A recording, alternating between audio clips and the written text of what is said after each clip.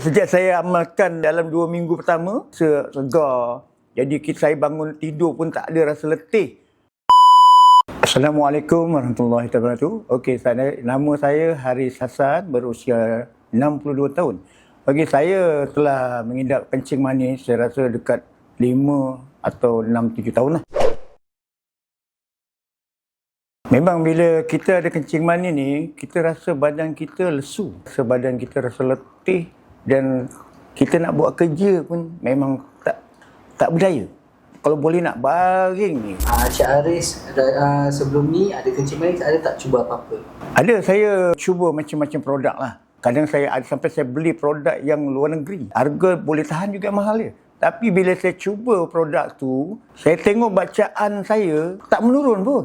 Jadi saya rasa apa guna saya beli produk mahal-mahal kalau ternyata dia punya hasil dia tak memuaskan.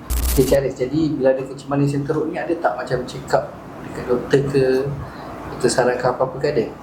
Okey, saya ada jumpa seorang doktor lah. Mula-mula dia nak buat insulin pada saya. Tapi saya rasa saya tak nak insulin. Jadi dia rekomenkan makan ubat lah.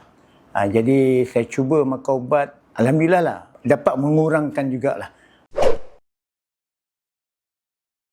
Ada, walaupun saya dah dinasihatkan doktor dia bagi makan ubat yang dia cadangkan, tapi saya rasa tak berapa membantu jugalah. Jadi saya tengok juga satu ubat ni yang dekat Facebook. Ubat ni yang bernama Herba 3 Serangkai. Jadi saya cuba ubat ni. Alhamdulillah. Memang saya punya bacaan kencing manis saya terus turun drastik. Jadi saya rasa memang ubat ni baiklah. Pasal apa? Saya baru cuba dalam 2-3 kali makan pun dah dapat menurunkan saya punya kencing manis. Jadi pas amalkan Herba 3 Serangkai ni, Cik Haris nampak kesannya macam mana? Okey, sejak saya amalkan Herba 3 Serangkai ni dalam 2 minggu pertama, saya rasa badan saya dah rasa segar. Jadi saya bangun tidur pun tak ada rasa letih. Setelah saya gunakan 2 bulan, lagi sedap.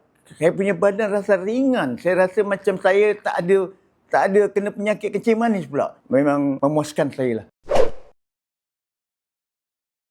Okey, bagi kawan-kawan saya yang mana sama senasib dengan saya lah kan. Kita pun dah tua.